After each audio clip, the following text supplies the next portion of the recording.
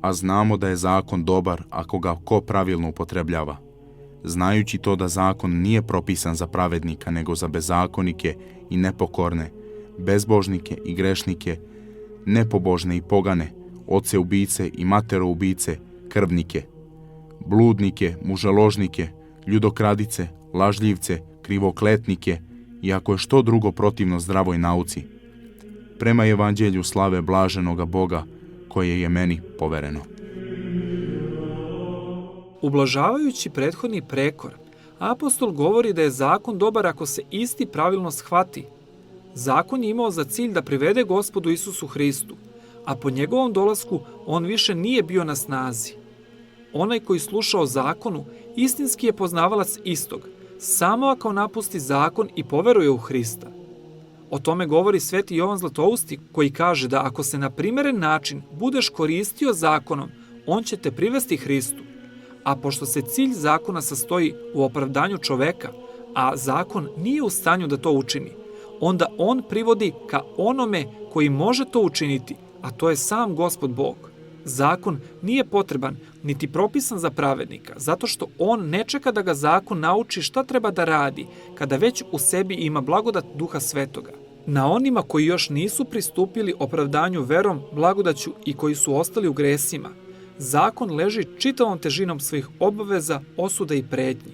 Na pravedniku zakon ne leži zato što je on, poverovavši u Gospoda, dobio blagodat kojim je zakon ispunjen.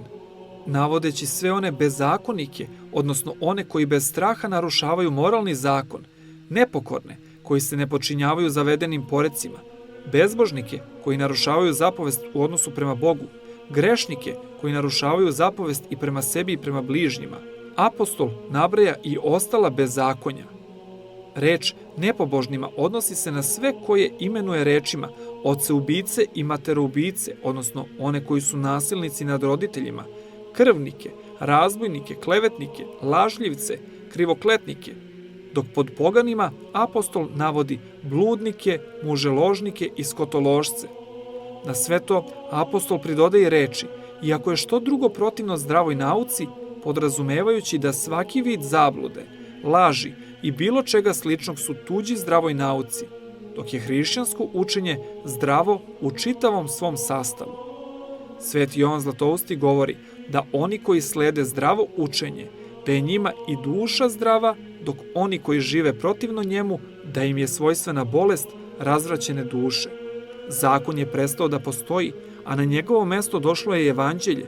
Slava evanđelja sastoji se u tome da bi ukazao onima koji se stide gonjenja i stradanja Hristovih, da je njegovo stradanje zapravo njegova slava i da iako je naša sadašnjost ispunjena stidom i porugom, naša budućnost neće biti takva.